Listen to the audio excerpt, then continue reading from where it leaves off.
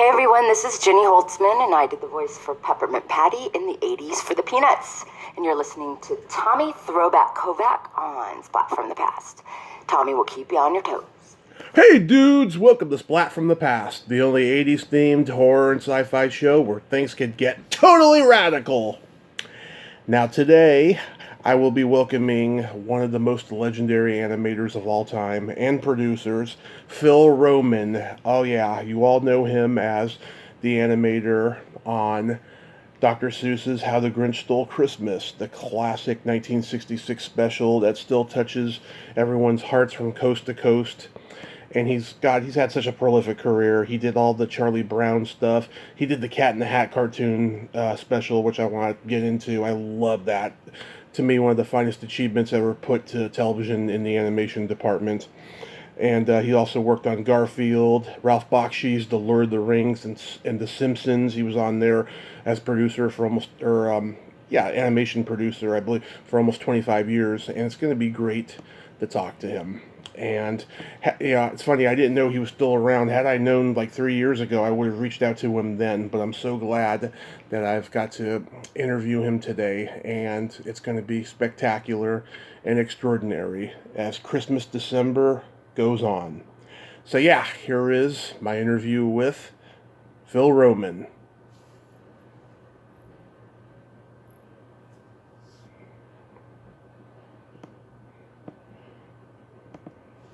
Hello.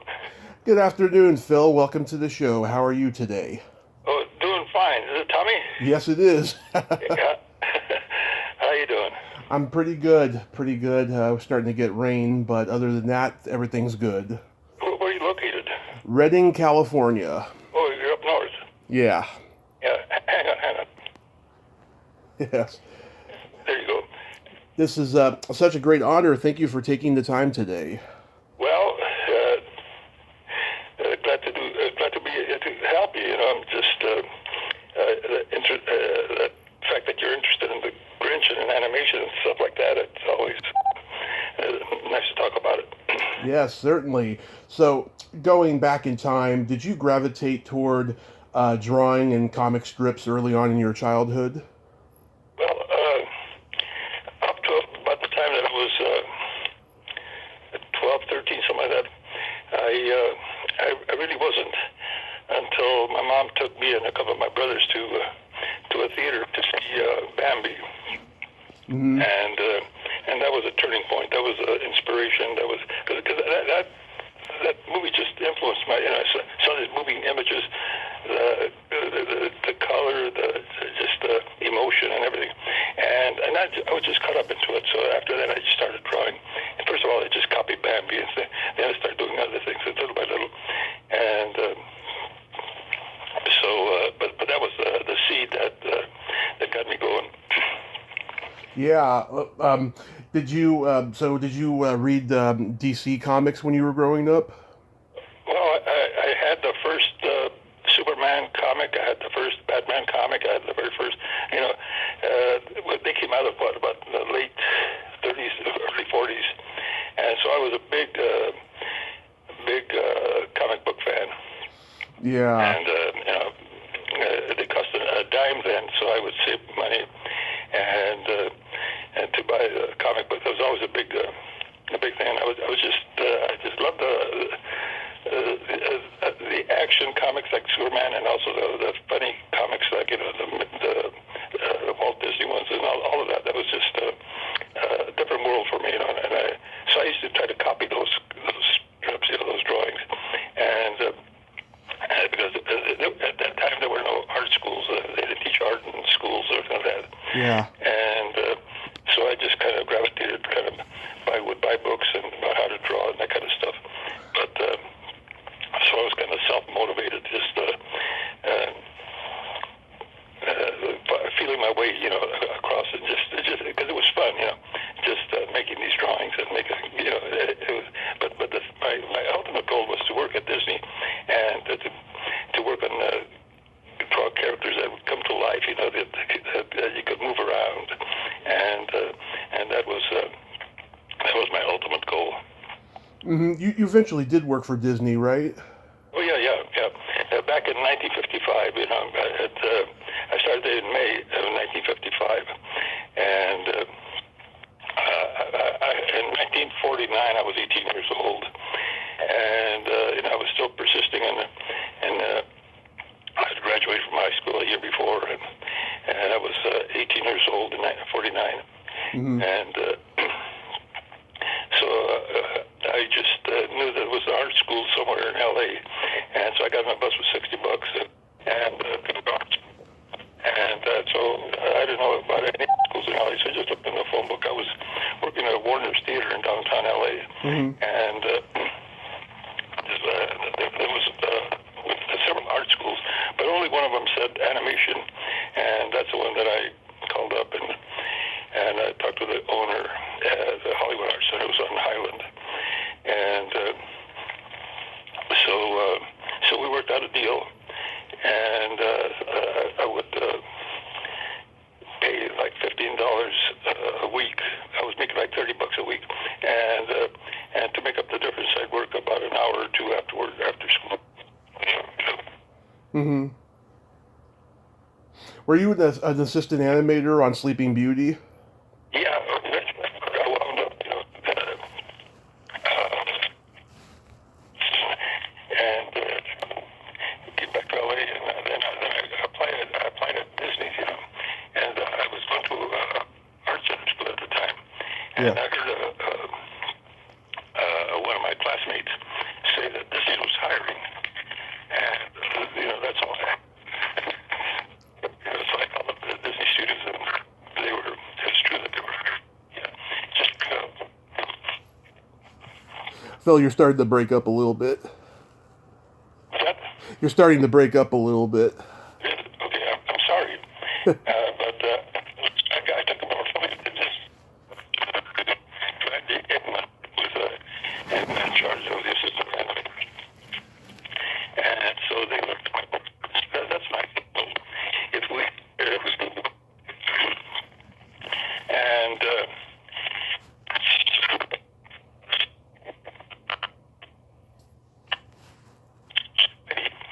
back in my car to go visit my folks in Preston. Mm-hmm.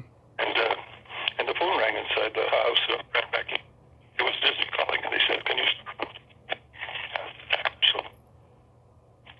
So that was May 9th. So Yeah, I think the animation on Sleeping Beauty is beautiful, and it still holds up just like Bambi does. yeah, you're breaking up now. Yeah, I think the animation holds up like Bambi on Sleeping Beauty. It's beautifully drawn. Yeah, that and to me, once I was there, I was there they hired me as an apprentice at 99 cents an hour Mm-hmm.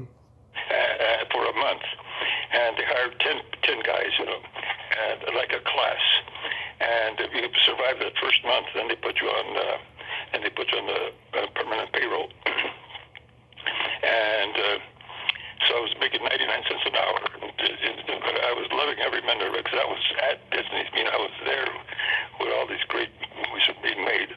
And so I survived that first month, and I was put on as an in-betweener. So I worked on several projects doing in-betweens. Like part of it was on Sleeping Beauty, and then part of it was on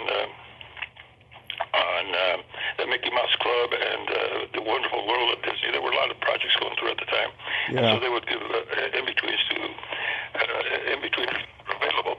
And eventually I became an assistant animator, and I was assigned to an animator. And so anyway, I kind of worked my way up and do that. And one of the great things, like I said, I started in May, and in July of that year of 55, Yeah.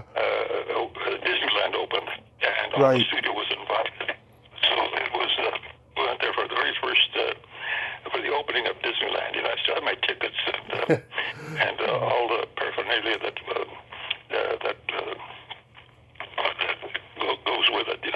But it was very exciting. You walked always. There was all this energy. You felt it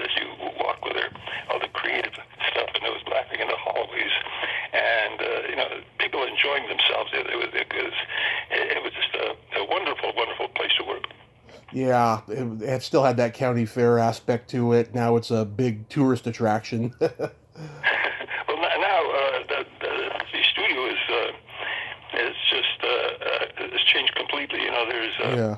because at the time when Walt Disney was alive, he gave the energy to the studio. The fact that he was there and his presence, it was felt on every project. After he passed away, all of a sudden that direction, that lead was gone. And different kinds of people took over, and it just kind of lost its way, I think. And Yeah, now, I agree. it's run by accountants, and they count the creative people as a commodity, and walk through this. There's no laughing. Yeah, I know. A lot of people sitting around just staring at computers and drawing, and Yeah. the hand-drawn animation that attracted me to it just no longer exists. There was something magic about a pencil and just putting a drawing in a piece of paper and then a series of them and then watching them move, and that to me was magic. What Yeah. the whole business is about, and now there's and I can't know anything about the part of it. Yeah, I agree. I don't like that whole digital computer animation stuff either. Yeah, there's something magical about paper and pen. I just loved all the old animation. So you went from there to working with Chuck Jones? No, I kind of bounced around. I was at Disney for about a year and a half, and I got engaged because Mm-hmm. drawing and work with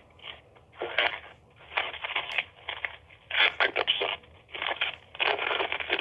part of their experience, and then one of them that I was working with, he moved to San Francisco, and so a couple of months later, he Mm-hmm. Mm-hmm. He called you? studios doing commercials, and you probably get a chance to animate, and that's all I needed to hear, because I wanted to animate. That was my reason for being in the business, Yeah. and I know it was much needed here because there were so many who was busy in the studio rapidly. There were all these projects, and I thought it over, and I decided to quit and go to San Francisco, and so I worked there for about 3 years, and then became an animator.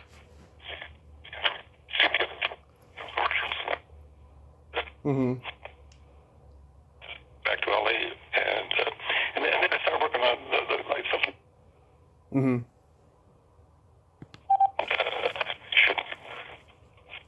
I had to work on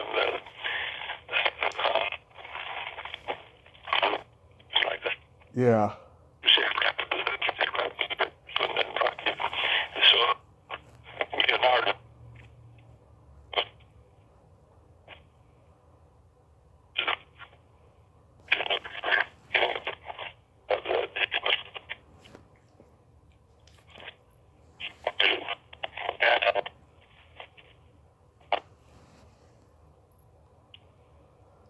Mm-hmm. Hey Phil, you're breaking up again. So, how does How the Grinch Stole Christmas come into your life? So the Grinch. Yeah. Yeah, well, because Warner Chuck Jones hooked up with you, and I was working with one of Chuck Jones animators. Mm-hmm. And he was a very good friend of mine. And then we were doing commercials, and then one day he says, I'm quitting this studio, and I'm going back to Chuck Jones. He says, well, what? Yeah, he says, Chuck is going to be doing Tom and Jerry, and he's called up his old unit back. So I said,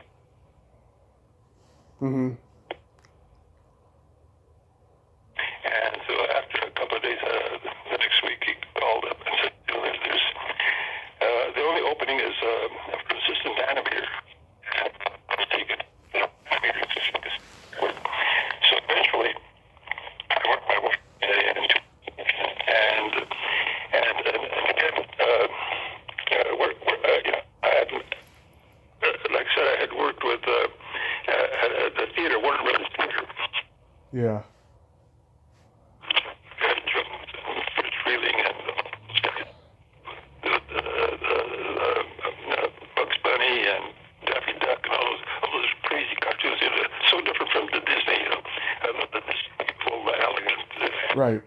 And the outrageousness about the Warner Brothers. So I knew about Chuck and Benny and all his so all of a sudden I'm working with Chuck and with Benny and Ken Harris and all these great animators that I admired. All of a sudden, and then I'm promoted to animator after Chuck says, he saw some of my animation. He said, okay, and so.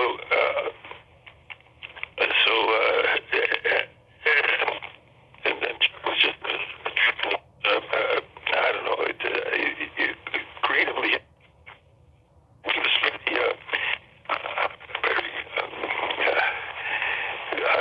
very educated. He used music, classical music, and classical literature as part of his stories, and interweave it. And so it was fun working with him and the way he thought and the way he put things together. Mm-hmm. And then when they were called into a meeting of the animators and about this new project we're going to be working on, which was the Grinch. And so we walked us through the story. Right. And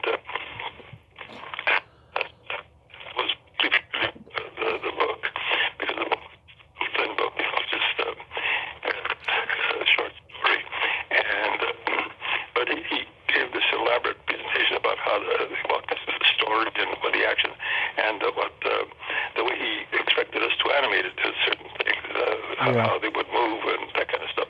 And so that was because he was a friend of Dr. Seuss, Ted Geisel. Yeah. They had worked together during the war, doing films for the war effort, and so then this was a cooperation, and so to me, I think he did something that he took it out of just an ordinary little book, but he gave the Grinch. He actually Yeah. made it meaner than that, but it was a combination of a lot of stuff in him. It was not only the story, it was the storytelling, which is a director, and the voices, the voices, the songs, and the Boris Karloff as a narrator, Yeah. It was just the right combination of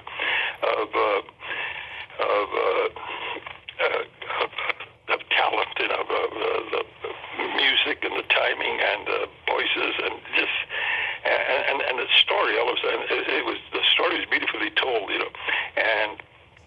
But at the time, it was just when we were working on it. It was just another project. We didn't think of it as going to be a classic or anything like that. It's just another the Tom and Jerry's we were doing. Or any other. It was just another project. So we just went to it, and so I was very fortunate. I was just one of six. I think there were 6 animators listed, and to be listed with some of the great names from Warner Brothers and even a Disney animator. So, but not until after it aired, it got huge ratings, and then it all of a sudden became a perennial, and pretty soon it became a legend.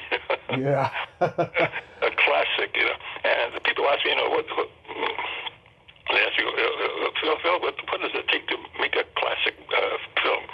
I says, well, if I knew everything I would do would be a classic, but it's a combination of things that if they work together right and if they touch your heart and the audience is emotional, then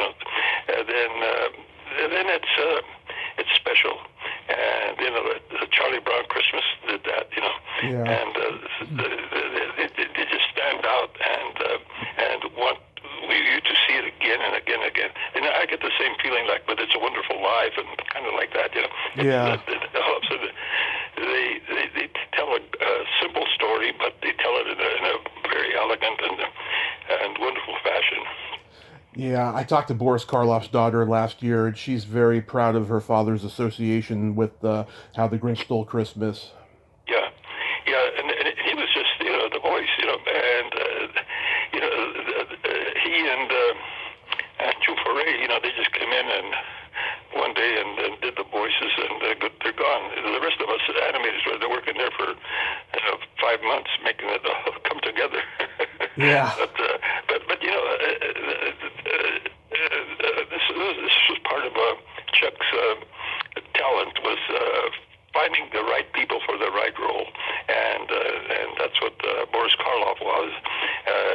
He gave it that emotional from mean to tender, at the end when he changes. Because to me, it's a story of redemption, where you hate everything, but then you find the reason why things happen, and you change your heart, and so anyway, I look at it every year and say, wow, it's a great story, and I know what's going to happen every day, but still, I watch the work of Benny Washam and Ken Harris and all the other animators, and see my work there with them, and it all looks like it's all done by one person, and it just has that nice flow and nice storytelling, and it just has all the right components. I agree. I've been watching it my whole life, and every time I watch it, it just takes me back to the first time I saw it. It's just miraculous. It holds up so well. You worked with Dr. Seuss again on another one that I've been watching my whole life that I just adore, the Cat in the Hat special. Yeah, I worked on two other ones. I worked on, with Chuck, I worked on the Horton Hears a Who. Oh, yeah. And that was the second one we did there. And Chuck was supposed to do the Cat in the Hat at MGM Animation, but the studio closed. MGM closed the studio at the end of 1969, and Chuck suggested Patty Freeling do it because Holly Pratt, one of ex-Warner Brothers layout directors, was over there and suggested him to direct it. And so after MGM closed, Patty Freeling did the Cat in the Hat, and again, it has a slightly different feeling because it's a different director. But Holly Pratt was just a tremendous talent. I respect him a lot. He was a personal friend, and just he was one of the keys to Friz Freeling's unit. The look to it and the pacing and everything, because he was also, even though he was not an animator, he didn't know timing but he had a feeling for storytelling, and he was just a great guy. Yeah, I just think it's wonderful. To me, it's one of the most crowning achievements in television as far as animation goes. Because Alan Sherman, he was a brilliant choice for the Cat. Yeah. But that's what I mean about the elements of a film. The voices, the music, the animation, the director, and so. It's and then you finish it, and then you cross your fingers and hope that the public likes it. Right. It's all about the public. Yeah. What drew you to the Charlie Brown franchise?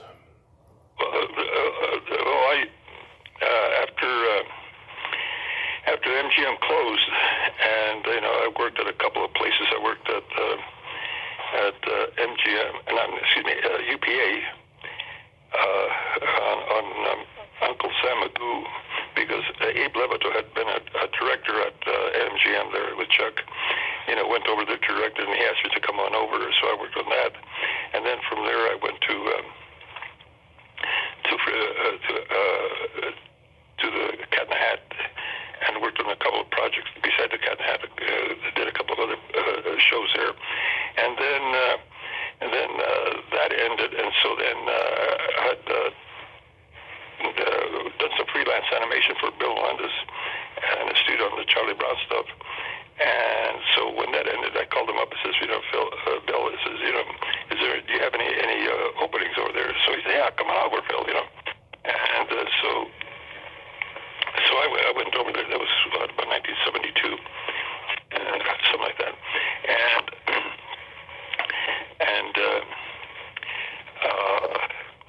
So I was an animator, just one of the animators that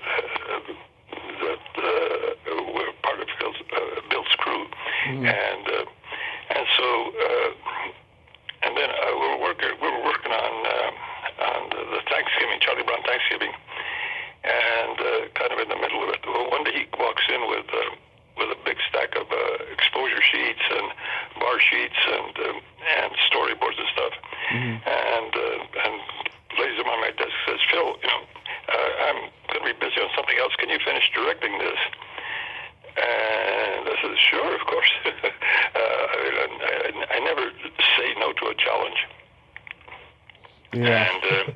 And so halfway through, it's around the time, in the movie where Snoopy is trying to get the chair out of the garage, and he goes into a battle with the chair. Yeah. And so anyway, I looked at the bar sheets, I looked at the exposure sheet to see how he had timed it, and then I just started doing the same, and so we finished that, and I guess everybody was happy because after that I directed like 14 more Charlie Brown specials, and Bill, he was kind of like the leader, but the other projects would come in, he would do them, but he just let me do the directing on the Charlie Browns, which to me, I got to tell you, to be approved by Bill Melendez, who was a tremendous animator at Disney and UPA, and for Charles Schultz to accept me, as a director, because the only person that Charles Schultz ever trusted creatively was Bill Melendez. Yeah. And for him to trust me with was a tremendous honor, And I got to tell you a little story that goes way back to when I was a kid before I came to Hollywood. I was in Fresno, and like I said, there were no art schools at the time. Right. And so I took this art course that's in Minnesota, and my teacher was a guy named Sparky, and taught cartooning, because there were different courses that he taught, and the cartooning one was taught this young guy there named Sparky. And Sparky, it turns out, was Charles Schultz. He was teaching there, and eventually quit and started his Peanuts. And so later, there I'm working on Melendez, I'm working on a character that was created by my teacher way back when I was 17 years old, and so I told him, I said one time when I was talking about it, I said, you were my teacher. I said, there were no art schools in Fresno, and so you were my teacher. And I said, I even have letters from you that are criticizing my drawings, giving me pointers and stuff. And he says, well, that's the reason we had that, because a lot of places didn't have schools, didn't have access to formal training. So we tried to cover that. But it was just a tremendous coincidence that years later, all of a sudden, I'm working on this world famous, iconic character that was created by my teacher, and that was known throughout the world. And it was my job to maintain the quality and the animation and the storytelling. Wow, that is tremendous. It's a twist of fate, is what it is, Phil. It is. I mean, it's those things that you cannot predict or aim for. They just happen, and you accept them, and you move on. But Bill Melendez would get together with Sparky, with Schultz, and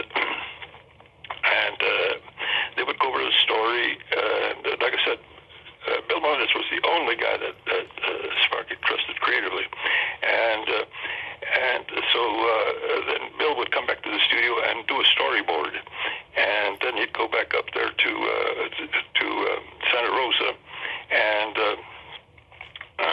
Sparky, they would go over and make little corrections here and there, and then they come back, and then they put it on my desk, and I'd have to, do the do the animation, actually, put in production, and so anyway, it was a nice job while it lasted, because it was my dream job. Here I'm directing, and I wanted to be an animator, but being a director's a little bit more, fulfilling. An animator, you're just dealing with one scene at a time, carrying the movement of the characters within that scene. But a director is concerned with the series of scenes, that storytelling, how they tie in, and how the story is being told, the pacing and all of that, And so I found that very, very, very fulfilling. Also, it's something that I hadn't planned, because when I was a kid, I just wanted to animate, and so anyway, that's how my involvement with Bill Melendez. It was really a wonderful guy. Just a great talent, and a great role model. Because he and I were the only Hispanic Mexican American producers. And both of us were in charge of iconic American characters. Bill was doing Charlie Brown, and eventually I was doing Garfield. Two characters that on television just were top rated and highly received. Yeah, I interviewed all the kids who did voices for the Charlie Brown and Snoopy show in the 80s. And like me, they were big fans of Charlie Brown, especially the theatrical movies, Race for Your Life, Charlie Brown, and Bon Voyage, Charlie Brown, and Don't Come Back. I love that title, too. Yeah, all of this, because on Bon Voyage, Charlie Brown, Sparky and Bill had to go to Europe. They went to, because Sparky had the story about when he was in the Army. They went to this little village, and they stopped in this little chateau along the way, and slept like in one of the where the I don't know, stables or something like that. Yeah. Anyway, so they wanted to do the Bon Voyage, Charlie Brown, and Sparky wanted to use that chateau as a background for Charlie and Brown and the kids stay. So Bill said, we'll find it. So I rented a car and drove through the country where he had been. Eventually, they took a little side road, and all of a sudden, there it is. They found it, and they took pictures, and so we used all those as background material for designing the house and the property and the little village where they go. And I mean, it was just and the thing is that our background guy, Dean Spilly, lived in France. We mailed all our backgrounds to him, and he would paint them, and he'd send them back, by mail, the old-fashioned way. And so he was there to get the French feeling of the backgrounds, of the locales and everything. So anyway, it was a very nice experience there. Nice.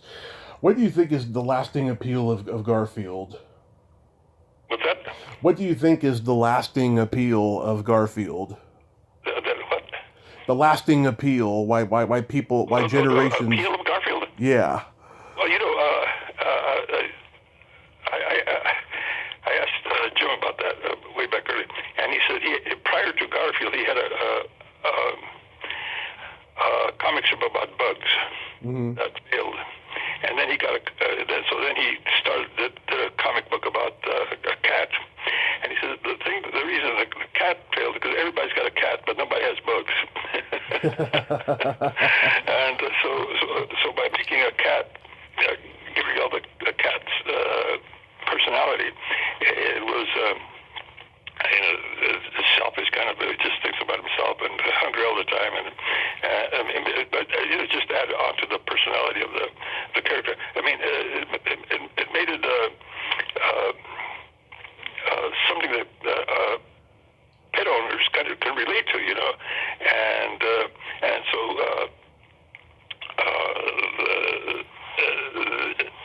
after a few, Jim would make all these little books about the Garfield that about the strip, and put them out, and pretty soon there were like about 10 of them or something, and then they found out that like about 7 of them, 6 or 7 of them were on the New York Times top sellers list.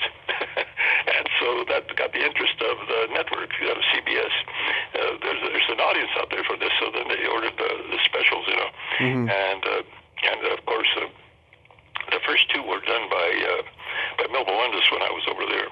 I directed the first 2 over there at Melendez, and here comes Garfield and Garfield on the Town, and right off the bat, they got huge ratings. Like I say, the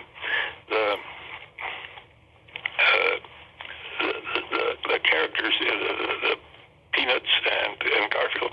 I mean, they're just so unique, but they're so different.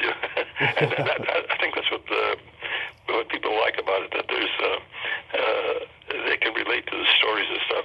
So anyway, after the second one. After the second Garfield, it was about 83. I'm thinking to myself, here I'm going to be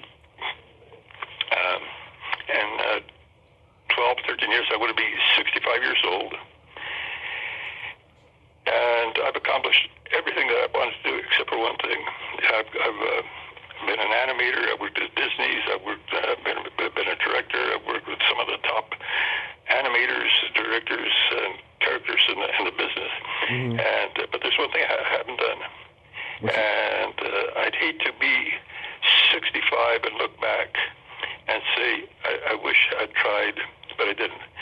And I was thinking that's one thing I wanted to try was to have my own studio. And like I said, I would hate to look back, and I try to look back and say I failed, and then to not even try. That's a very good attitude. So anyway, I gave Bill my resignation, and he understood. He did the same thing, and so they threw a little party away for me. But then Lee Mendelsohn showed up a couple of days before I left, and says, "Hey Phil, I hear Lee Mendelsohn was a partner. He's the one that put the whole Peanuts things together with Schultz and Bill. Right. He was the glue that brought them together, and so he came to me and says, Phil." I hear you're leaving. I said, yeah, I'm leaving. I'm going to try starting my own studio. And he says, how would you like to do Garfield? I says, what? No, but I said, Bill is already doing it. I just don't want to take that away from him. He says, no. He says, Sparky's not very happy with Bill doing them. I said, but so if you want to do them, I'll talk to the right people, and I says, yeah, okay, fine. If that's the case, I'll be glad to try. And because everybody was happy with Garfield, the networks and Jim Davis and everybody. And so anyway, then my wife and I took a vacation to Europe, and he says, well, when you come back, call me up, and I'll have everything all set. And so this was like at the end of 1983. And so we came back like in November, and so I called Lee up. He says, everybody's approved, the network, the syndicate, and Jim Davis, and everybody, they've all approved. So just find a place, and set up your office, and Jim is working on the next half hour or so. So I did it. So in January of '84, I started Film Roman and a little office there in Toluca Lake, and project we did was Garfield in the Rough, and we did it on budget, we did it on time, and it won an Emmy. Oh, that's wonderful. So after that, they had no problem with me on that. After that, I did about 10 more Garfield specials, but then Garfield and Garfield was getting all the top ratings every time, like the Peanuts, Yeah. Every time it aired on CBS, it would be like win the night, it would win its time slot or win the night, very high ratings. So then about in 1987, and I got to tell you. Mm-hmm. That time, between 1984 and 87, 88, it was the happiest time for me because it was my studio and I was just making one half-hour show or maybe two a year, and I'm in charge and I'm working with some great animators, some of the animators I used at Melendez, Yeah. and the shows were, well received, and it was just so much fun, and then in 1987. Judy Price at CBS said, I'd like to have that as a Saturday morning show. And so she gave us like 2 years to get ready for it. So anyway, put together a crew to do Saturday morning. And so that first year, Garfield was the number one show on Saturday morning. And so Judy Price made it into a 1 hour show. And so I was going from, when I first started in 84, I had like maybe 3 employees. And by 87, I had maybe a dozen. And then all of a sudden, I'm growing the studio, like doubling in size every time.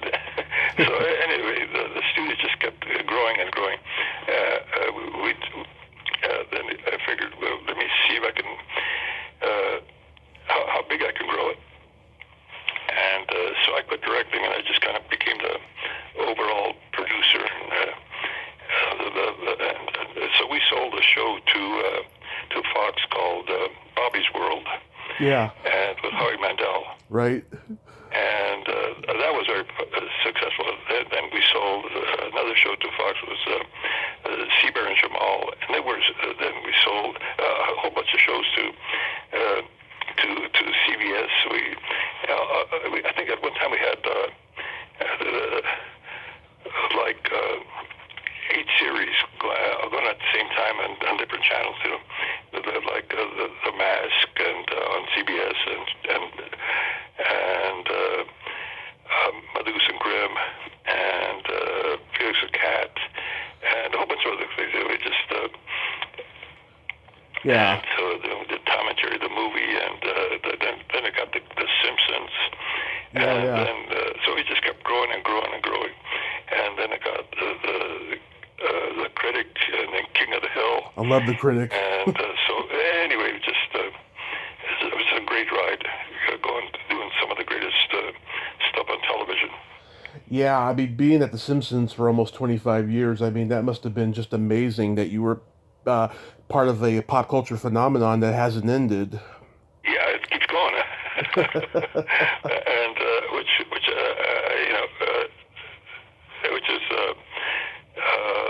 like, what's the secret to a successful show? You never know. It depends on the audience, and they'll tell you what's successful. Yeah. You worked with Ralph Bakshi on the Lord of the Rings cartoon. Yeah, there was a gap, a year, when Melendez, when there was nothing. There was no other show coming in, so a couple of us went from Melendez to work on Bakshi on Lord of the Rings. Sam James and I, went over there, and so in fact, when I left Melendez, Sam took over the directing of the Charlie Browns. But anyway, Ralph, so I kind of worked with all different kinds of styles, and very realistic and very cartoony and very. But to me, I think I like the cartoony stuff, the stuff that really got me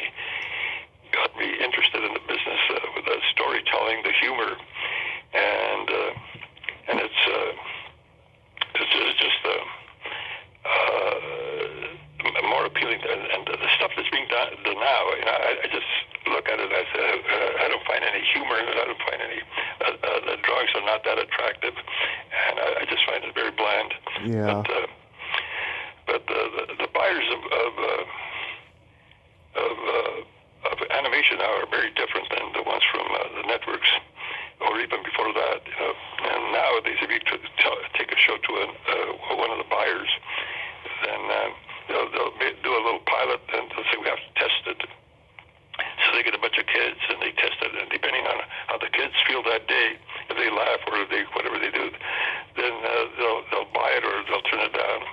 And in the old days, they would just buy it and let the kids and the audience choose it, because it doesn't take just one episode; it takes several, for you to know the characters, and so the creative people are not making the decisions. It's just the bookkeepers and whatever it is, the business people, and so they're just the spark and the storytelling and the characters just aren't there to me, from what I see.